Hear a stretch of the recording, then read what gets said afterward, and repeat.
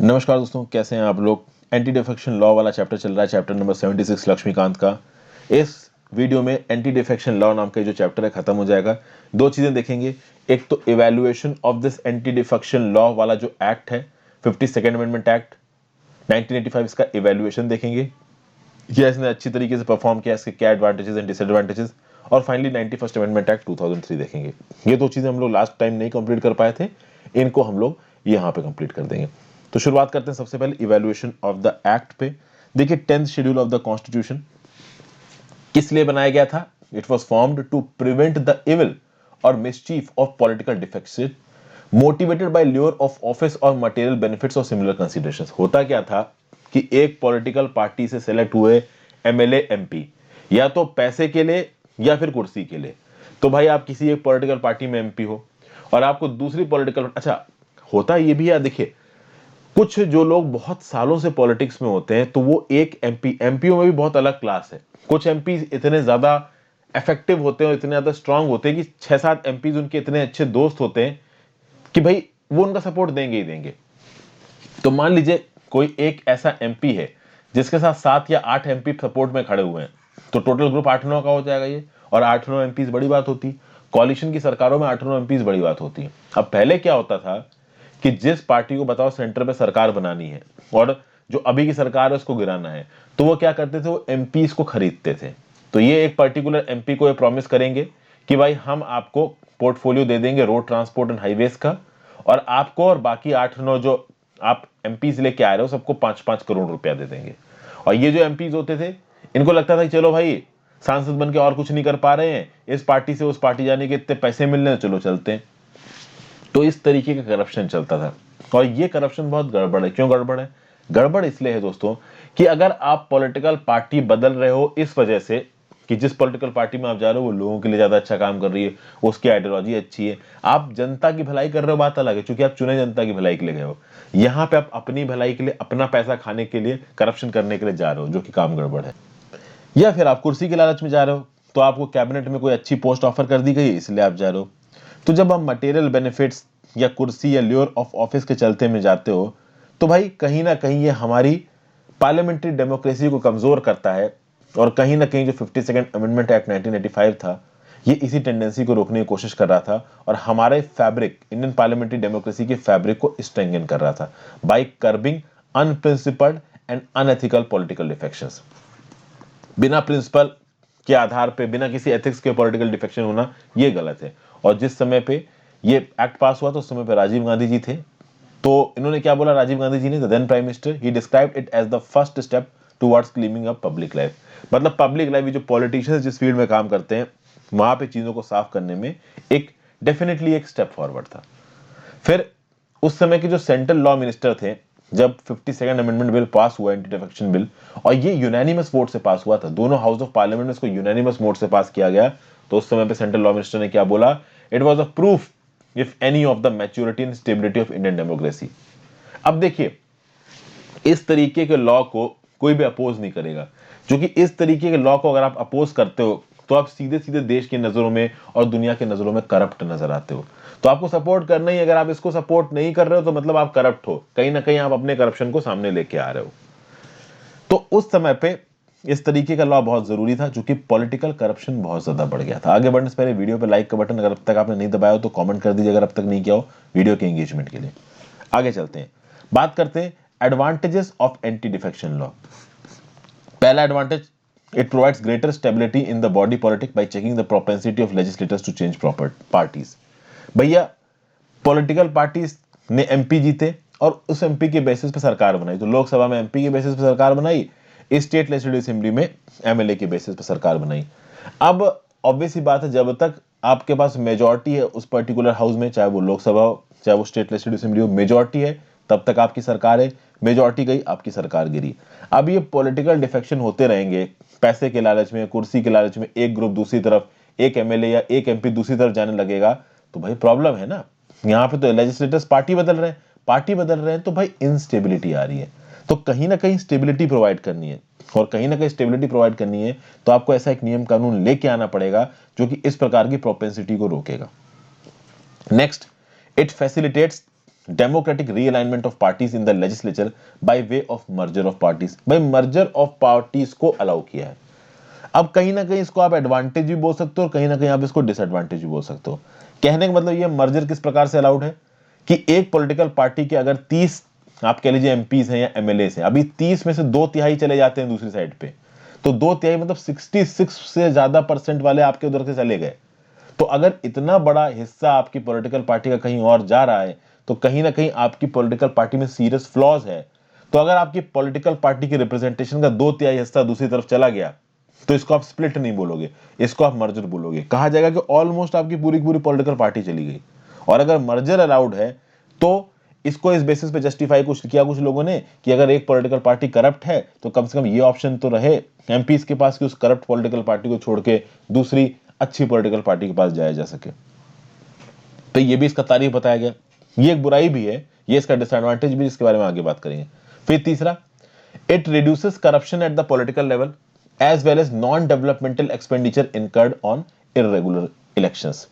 भाई political level पे corruption कम करता है, बिल्कुल करप्शन कम करता है। तो अब एमपीज और एमएलए को करोड़ों के इंसेंटिव्स नहीं मिलेंगे। हालांकि पिछले कुछ सालों में ये देखने को मिला है कि लोगों ने डिफेक्शन किया और डिफेक्शन करने के बाद भी वो बहुत लंबे समय तक डिस्क्वालीफाई नहीं हुए। अब होता क्या है दोस्तों कि मान लीजिए 5 साल के लिए कोई इलेक्ट किया गया, मान लीजिए किसी स्टेट लेजिस्लेटिव असेंबली में कोई 5 साल के लिए इलेक्ट किया गया। 5 साल के इलेक्ट करने के बाद उसने मान लो 6 महीने या 1 साल रहने के बाद किसी दूसरी पॉलिटिकल पार्टी को अपना सपोर्ट दे दिया और रूलिंग पॉलिटिकल पार्टी से अपना सपोर्ट छीन लिया। अब उसको डिस्क्वालीफाई करना होगा, लेकिन मान लीजिए डिस्क्वालीफाई करने में लग गया 3 साल। ओके, तो ये 6 महीने 1 साल का टाइम 3.5 साल 4 साल में हो गया। और 5 साल के लिए वो पूरी की पूरी स्टेट लेजिस्लेटिव असेंबली है। 5 साल बाद दोबारा इलेक्शंस होंगे, तो दोबारा इलेक्शंस में ऑलरेडी जिस पॉलिटिकल पार्टी की तरफ आप शिफ्ट कर रहे हो उसने आपसे प्रॉमिस कर ही रखा होगा कि हम आपको टिकट देंगे। समझ गया बात को? इस तरीके की चीजें आज की डेट में हो रही हैं। मतलब कि एक पॉलिटिकल पार्टी से, मान लीजिए ए पॉलिटिकल पार्टी से आप जीत के स्टेट लेजिस्लेटिव असेंबली में आए, इस ए पॉलिटिकल पार्टी से आप अपनी सीट पे 1 साल के लिए रहे।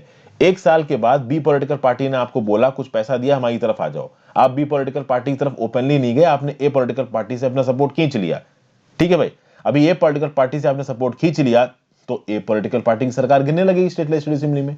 और मान लीजिए खींचने के बाद आपका डिफेक्शन नहीं हुआ अगले 3 सालों तक, तो भाई पूरे 4 साल तो आपने काट ही दिए। ओके, और उस 4 साल के बाद मान लीजिए आपका डिफेक्शन हो भी जाता है तो 1 साल बाद इलेक्शंस होने, क्योंकि स्टेट लेजिस्लेटिव असेंबली का टेन्योर ही 5 साल का है।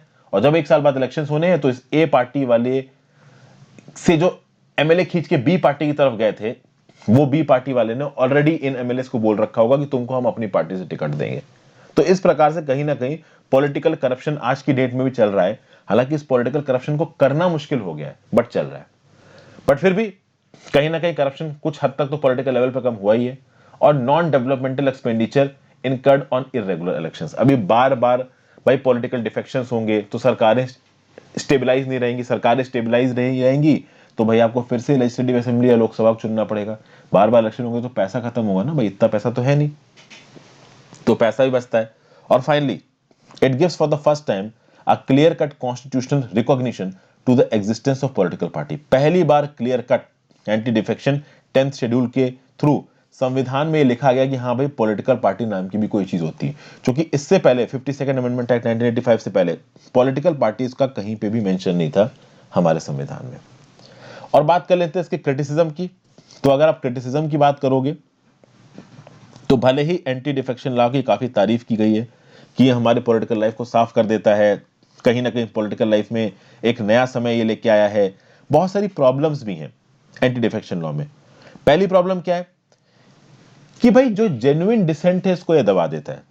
डिफेक्शन एंड जेन्युइन डिसेंट में फर्क होता है, समझिए बात को। एक लेजिस्लेटर पैसा लेके दूसरी पॉलिटिकल पार्टी की तरफ चला जाए ये गलत है, लेकिन एक लेजिस्लेटर मान लीजिए किसी एक पर्टिकुलर बिल पे बहस चल रही है लोकसभा में, ठीक है ना, और यहां पे मैं पॉलिटिकल पार्टी का ही नाम ले लेता हूं, मान लीजिए फार्म बिल्स को लेके बहस चल रही है लोकसभा में और बीजेपी के लेजिस्लेटर्स को वोट करना है। अब बीजेपी की जो लीडरशिप है वो अपने एमपी से बोल रही है कि आप फार्म बिल्स के फेवर में वोट करोगे, लेकिन मान लीजिए बीजेपी का कोई एक एमपी बोलता है कि भाई फार्म बिल अच्छे नहीं है, फार्म बिल में ये कुछ प्रॉब्लम्स हैं, तो ये उस बीजेपी के एमपी की नहीं सुनेंगे। आप समझिए बात को। ये जो आपका 10th शेड्यूल है ये एक पर्टिकुलर एमपी या एमएलए के ऊपर ये जबरदस्ती की बात डाल देता है कि जो भी आपकी पॉलिटिकल लीडरशिप आपको बोल रही है आपको करना पड़ेगा।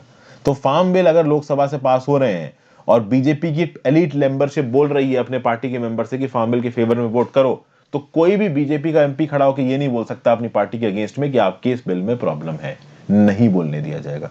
ये एक बड़ी प्रॉब्लम है 10th शेड्यूल में। 10th शेड्यूल में जेन्युइन डिसेंट को भी दबा दिया जाता है। अगर कोई अच्छा लेजिस्लेटर सच में कोई बुरे पॉइंट्स को पॉइंट आउट करके अपना डिसोनेंस दिखाना चाहे, अपना डिसेंट दिखाना चाहे, तो वो नहीं दिखा सकता है। अगर उसने अपना डिसेंट दिखाया उसको डिस्क्वालीफाई किया जा सकता है। कहीं ना कहीं पार्टी बॉसिज्म यहां पे आ रहा है। तो एक पॉलिटिकल पार्टी की टॉप लीडरशिप में अगर आप हो तो आपके पार्टी के मेंबर्स वही करेंगे जो आप कर रहे हो, वो कुछ और नहीं कर सकते। उनकी खुद की कोई सोच यहां पे नहीं आ पाएगी। पार्टी डिसिप्लिन के नाम पे एक पर्टिकुलर लेजिस्लेटर की जो खुद के व्यू पॉइंट्स हैं उनको सामने नहीं आने दिया जाता है। फिर दूसरा क्या है, distinction between individual defection and group defections. तो आपने मर्जर अलाउ कर दिए। अभी 2/3 अगर मर्जर हो रहा है तो आप कह रहे हो कि डिफेक्शन सही है, और इंडिविजुअल अगर कोई पर्सन डिफेक्शन कर रहा है तो आप कह रहे हो गलत है। मतलब आपने रिटेल डिफेक्शन को बैन कर दिया और होलसेल डिफेक्शन को आपने लीगलाइज कर दिया। ये बातें यहां पे बोली जा रही हैं, और ये बातें लिखी मधु लिमाये जी ने अपने कंटेम्प्रेरी इंडियन पॉलिटिक्स में। अगर आपको डिफेक्शन बैन करना है तो पूरी तरीके से करिए। आप ग्रुप डिफेक्शंस भी बैन कर दीजिए और इंडिविजुअल डिफेक्शंस भी बैन कर दीजिए। कहने का मतलब ये है कि आप ग्रुप डिफेक्शन अलाउ कर रहे हो तो मर्जर अलाउड है, 2/3 मेंबर निकल के दूसरी तरफ चले गए, ये अलाउड है। एक बंदा गया तो अलाउड नहीं है, तो या तो दोनों अलाउ करो या दोनों अलाउ मत करो। ये बात बोली जा रही है। फिर भाई अब आप एक पर्टिकुलर कैंडिडेट के ऊपर इस बात पे तो सवाल उठा रहे हो कि भाई वो पार्टी के बॉसेस की बात नहीं मान रहा, लेकिन वही पर्टिकुलर कैंडिडेट अगर बाहर लेजिस्लेचर के बाहर कुछ गलत करता है तो उसके लिए कोई डिफेक्शन प्रोसीडिंग्स नहीं है। अगर वो पार्टी बॉसेस की बात के अगेंस्ट किसी बिल पे वोट देता है, या वो पार्टी की मेंबरशिप छोड़ देता है, या पार्टी से निकल के किसी और पार्टी को ज्वाइन कर लेता है, तो आप उसको डिफेक्ट करके लेजिस्लेचर से हटा दोगे। लेकिन मान लीजिए वो अपने लेजिस्लेचर के बाहर कहीं करप्शन कर रहा है, कुछ उल्टी सीधी चीजों में इन्वॉल्व हो रहा है, तो आप डिफेक्शन का कोई प्रोविजन लेके नहीं आए हो, एक्सपल्सन का कोई प्रोविजन लेके नहीं आए हो। और यहाँ पे इंडिपेंडेंट मेंबर्स और नॉमिनेटेड मेंबर्स के बीच में भी डिस्क्रिमिनेशन किया गया है। इंडिपेंडेंट मेंबर कोई पॉलिटिकल पार्टी ज्वाइन नहीं कर सकता, लास्ट वाली वीडियो में मैंने आपको बताया, और नॉमिनेटेड मेंबर पहले 6 महीने के लिए पॉलिटिकल पार्टी ज्वाइन कर सकता है, बाद में नहीं कर सकता है। तो भाई नॉमिनेटेड मेंबर को ये स्पेशल आपने वेटेज क्यों दिए? अरे भाई जब इंडिपेंडेंट मेंबर कोई पॉलिटिकल पार्टी नहीं ज्वाइन कर सकता और नॉमिनेटेड मेंबर भी नॉमिनेट होकर आया है, किसी पॉलिटिकल पार्टी थ्रू तो नहीं आया है, तो उसको भी मत ज्वाइन करने दो, या तो दोनों को ज्वाइन करने दो या किसी को मत ज्वाइन करने दो। इंडिपेंडेंट मेंबर के लिए आप बोल रहे हो कि ज्वाइन ही नहीं कर सकता कोई पॉलिटिकल पार्टी, और नॉमिनेटेड मेंबर पहले 6 महीने में कर सकता है, तो लॉजिक नहीं समझ में आया यहाँ पे, तो इलॉजिकल है ये फैक्ट। फिर भाई एक और बात बोली 52nd अमेंडमेंट एक्ट 1985 के बारे में। इसने बोला कि भाई प्रिसाइडिंग ऑफिसर जो डिसीजन ले लेगा वो फाइनल है और उसको चैलेंज नहीं किया जा सकता कोर्ट में। इस चीज को बहुत ज्यादा क्रिटिसाइज किया गया है। देखिए जो प्रिसाइडिंग ऑफिसर होता है उससे पहली बात तो ये उम्मीद की जाती है, क्योंकि लोकसभा के केस में स्पीकर होता है और लोकसभा के स्पीकर की बहुत ताकत होती है, राज्यसभा के केस में चेयरमैन होता है, स्टेट लेजिस्लेटिव असेंबली में भी स्पीकर है, एसएलसी में चेयरमैन है। अभी इनसे एक्सपेक्ट तो ये किया जाता है ये इम्पार्शियल रहेंगे, लेकिन ये पॉलिटिकल पार्टी के मेंबर्स हैं और पॉलिटिकल पार्टी के मेंबर्स पूरी तरीके से इम्पार्शियल रहेंगे इस बात की कोई गारंटी नहीं है। तो ये समझ लेना कि इम्पार्शियल रहेंगे, सब कुछ सही तरीके से करेंगे, ये सही नहीं है। तो वो इम्पार्शियल नहीं रह सकते पूरी तरीके से, ये बात क्लियर होगी। दूसरी बात, ये जो स्पीकर्स है और जो चेयरमैन है, प्रिसाइडिंग ऑफिसर है, इनके पास कोई लीगल नॉलेज नहीं है। और जब आप किसी पर्सन को डिस्क्वालीफाई कर रहे हो तो आप हल्का फुल्का एक ट्राइब्यूनल की तरह काम करो। सुप्रीम कोर्ट ने बोला कि भाई ट्राइब्यूनल की तरह काम कर रहे हो, ट्राइब्यूनल की तरह काम कर रहे हो तो आप जुडिशियल कैपेसिटी में काम कर रहे हो, और जुडिशियल कैपेसिटी में तो आप तब काम करोगे ना जब आपके पास कोई लीगल नॉलेज है, और आपके पास है नहीं। 2 स्पीकर्स ऑफ लोकसभा, राबी रे 1991 में और शिवराज पाटिल 1993 में, इन्होंने ये बोला कि भाई डिफेक्शन से रिलेटेड हम क्या कर सकते हैं, हमें तो कोई लीगल नॉलेज है नहीं, ठीक है ना। तो डिफेक्शन से रिलेटेड हमें ये जो इंपॉर्टेंस दी गई है कि भाई प्रिसाइडिंग ऑफिसर डिफेक्शन करेगा, ये थोड़ी सी गलत है, क्योंकि we don't have the legal knowledge to do it. Shivraj Patil जो स्पीकर थे उन्होंने क्या बोला, the advantage in giving these cases to the judiciary are many, the speaker or chairman may or may not be endowed with legal acumen and proficiency in law. It is more apt to have the cases decided by Supreme Court और High Court judges. मतलब यहाँ पे speaker Shivraj Patil जो कि आपके speaker थे 1993 में, ये क्या बोल रहे हैं कि भाई ये जो डिस्क्वालिफिकेशन के केसेस हैं on the basis of defection, इसमें लीगल प्रोसीडिंग्स इन्वॉल्व हैं, कहीं ना कहीं लीगल नॉलेज लीगल एक्यूमेन आ जाता है। तो इस प्रकार के केसेस अगर जुडिशरी को दे दिया जाए तभी बेहतर है, क्योंकि जुडिशरी के पास ही वो एक्यूमेन है, वो लीगल आप कह सकते हो स्टैंडर्ड है, स्किल है, जो कि जरूरी होती है इस प्रकार के केसेस को डिसाइड करने के लिए। जजेस के पास वो लीगल नॉलेज नहीं है। फिर बात करते हैं किसकी, 91st अमेंडमेंट एक्ट 2003 की। ठीक है भाई, 91st अमेंडमेंट एक्ट 2003 को लागू क्यों किया गया, सबसे पहले तो आप ये समझिए। देखिए, सबसे पहले तो इस एक्ट को इसलिए लागू किया गया क्योंकि जो एंटी डिफेक्शन लॉ बना था 52nd अमेंडमेंट एक्ट 1985 के थ्रू, इसमें बहुत कमियां थी, उसको चेंजेस करने की जरूरत थी। कहीं ना कहीं 10th शेड्यूल जो था 52nd अमेंडमेंट एक्ट 1985, वो डिफेक्शंस को रोक नहीं पा रहा था, क्योंकि 1/3 अगर लोग डिफेक्ट कर रहे हैं, जिसको बोला था स्प्लिट अलाउड था, और कहीं ना कहीं तिगड़म बिठा के 1/3 लोगों को डिफेक्ट करवा लिया जा रहा था। तो जो डिफेक्शन वाली जो चीज थी ना, वो एंटी डिफेक्शन लॉ जो कि 52nd अमेंडमेंट एक्ट 1985 के थ्रू लेके आई गई, तो उसमें चालू थी, रुक नहीं पा रही थी, बल्क डिफेक्शंस बिल्कुल चालू थे। तो कहीं ना कहीं बल्क डिफेक्शंस को रोकना था, स्प्लिट्स को रोकना था। तो ये जो 1/3 of the total membership of political party in house ये डिफेक्ट करके दूसरी तरफ चली जाती थी, इसको रोकना था। क्योंकि 1/3 अगर डिफेक्शन हो रहे हैं तो उसके ऊपर एंटी डिफेक्शन लॉ आता नहीं है, पहली चीज।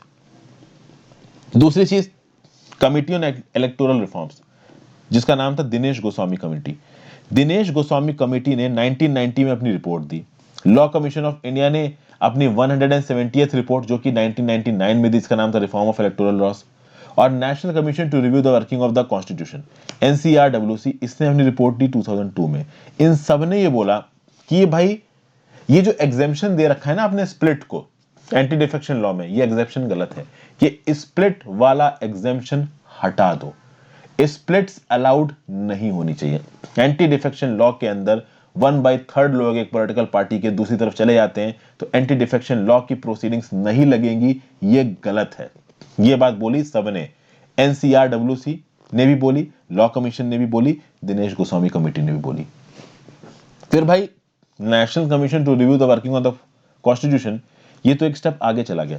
इनका क्या बोलना था कि मान लीजिए कोई एक पर्सन डिफेक्ट करके दूसरी तरफ जाता है, तो उस पर्सन को बहुत ज्यादा पिनलाइज करना चाहिए। कैसे पिनलाइज करना चाहिए कि भाई अगर वो डिफेक्ट करके दूसरी तरफ जा रहा है तो उसको केवल आप हटाओ ही मत, मतलब उसको केवल आप लेजिस्लेचर से ही मत निकालो, वो कोई और दूसरी इंपॉर्टेंट पोस्ट ना पकड़ पाए, मतलब ना बैठ पाए। तो भाई अगर कोई डिफेक्शन कर रहा है, तो भाई अगर वो डिफेक्शन करता है तो उसको पिनलाइज करना है। कैसे कैसे पिनलाइज करना है भाई, उसको मिनिस्टर भी नहीं बनने देना है। आपको पता है ना कि हमारे संविधान में एक फैक्टर है जिसके थ्रू आप मिनिस्टर बना सकते हो 6 महीने के लिए, अगर आप हाउस के मेंबर नहीं हो। तो कुल मिला के अगर कोई डिफेक्शन करके दूसरी तरफ जाता है तो आपको उस हाउस से तो डिस्क्वालीफाई किया जा सकता है। साथ साथ ये प्रोविजन भी लेके आना चाहिए कि वो कोई रिम्यूनरेटिव पॉलिटिकल पोस्ट ना ले पाए, वो कभी मिनिस्टर ना बन पाए। ठीक है ना भाई, ये भी बात बोली गई यहां पे। कम से कम जितना टर्म बचा है उस लेजिस्लेचर का, उसमें तो वो मिनिस्टर नहीं बन पाए। ओके, तो मान लीजिए कि 5 साल के लिए स्टेट लेजिस्लेटिव असेंबली का मेंबर बना, 1 साल बाद वो डिफेक्ट करके दूसरी तरफ चला गया, उसके अगेंस्ट डिस्क्वालिफिकेशन प्रोसीडिंग चली, ठीक है, और डिस्क्वालिफिकेशन प्रोसीडिंग्स को डिस्क्वालीफाई कर दिया गया। तो बचे जो 4 साल के जो टर्म है ना, उसमें वो मिनिस्टर ना बन पाए। आप समझिए यहां पे बात को। डिस्क्वालिफिकेशन डिपेंड करता है किसके ऊपर, स्पीकर के ऊपर। अब ये पॉइंट यहां पे स्पेसिफिकली क्यों मैं डिस्कस कर रहा हूं आपके साथ, इसलिए कर रहा हूं कि देखिए स्पीकर हो सकता है किसी पर्सन को डिफेक्ट करे, स्पीकर हो सकता है किसी पर्सन को डिफेक्ट ना करे। मान लीजिए किसी पर्सन ने 1 साल एक पॉलिटिकल पार्टी की तरफ से इलेक्शन लड़ा, 1 साल तक उस पॉलिटिकल पार्टी में रहा, और उसके बाद वो दूसरी पॉलिटिकल पार्टी में चला गया। अब उसके खिलाफ डिस्क्वालिफिकेशन प्रोसीडिंग चलेंगी, स्पीकर चलाएगा, स्टेट लेजिस्लेटिव काउंसिल होगा तो चेयरमैन चलाएगा। अगर आप डिफेक्ट कर जाते हो तो मोस्ट प्रॉब्ली या तो आप डिफेक्ट किए होगे पैसों के बेसिस पे, या आप डिफेक्ट किए होगे किसी मिनिस्टर की पोस्ट के लिए। तो जो डिफेक्ट कर रहा है उसको डिस्क्वालीफाई कर रहे हो चाहे ना कर रहे हो, उसको मिनिस्टर बनने की एलिजिबिलिटी हटा दो, क्योंकि बहुत सारे डिफेक्शंस कुर्सी के लिए हुए हैं, मिनिस्टर बनने के लिए हुए हैं। तो अगर कोई डिफेक्टर हो रहा है, डिफेक्ट कर रहा है, सीधे सीधे उसका मिनिस्टर बनना आप इंपॉसिबल कर दो। तुम डिफेक्ट कर रहे हो, करो, मिनिस्टर पहले ही नहीं बन पाओगे। ये नियम कानून में लिख दो। ये बोला किसने? National commission to review the working of the constitution ने। और फिर national commission to review the working of the constitution ने एक बार और बोली कि भैया केंद्र की सरकार में और राज्य की सरकार में बहुत बड़ा काउंसिल ऑफ मिनिस्टर बन रहा है, फालतू के मिनिस्टर्स अपॉइंट किए जा रहे हैं, जरूरत से ज्यादा मिनिस्टर बनते ही जा रहे हैं, बनते ही जा रहे हैं, बनते ही जा रहे हैं। तो एक काम करिए चाहे यूनियन गवर्नमेंट हो और चाहे स्टेट गवर्नमेंट हो, जो मैक्सिमम नंबर ऑफ मिनिस्टर्स है ना, उनको आप फिक्स कर दो 10% of the total membership of the house.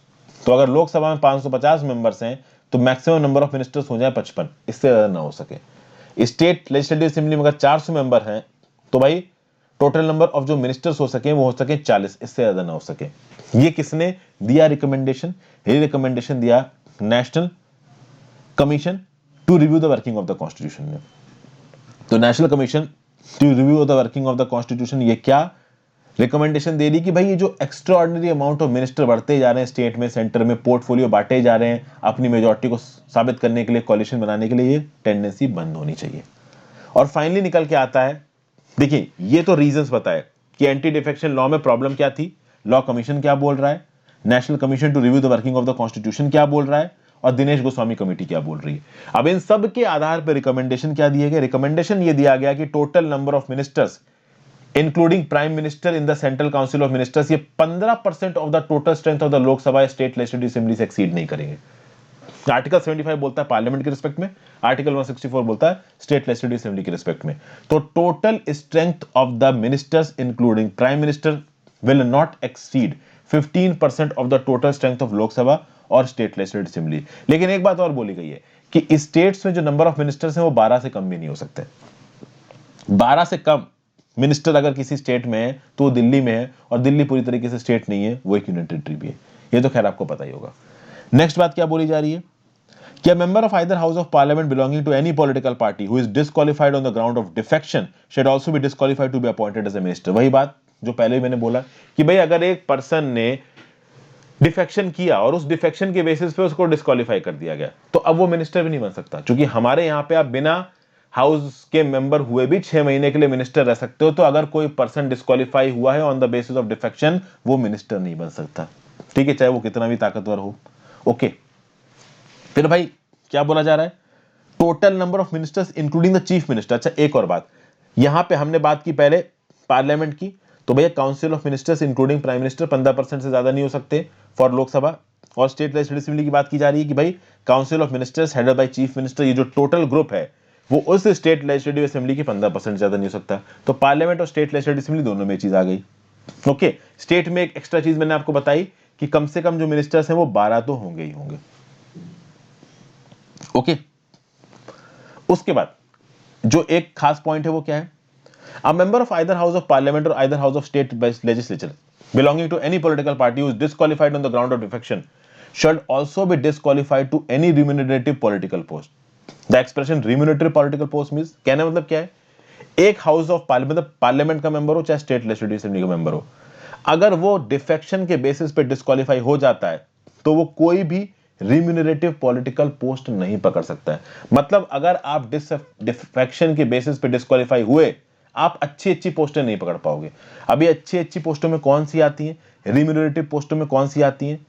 Central government के अंदर में कोई ऑफिस या स्टेट गवर्नमेंट के अंदर में कोई ऑफिस जहां की सैलरी पब्लिक रेवेन्यू से आती है।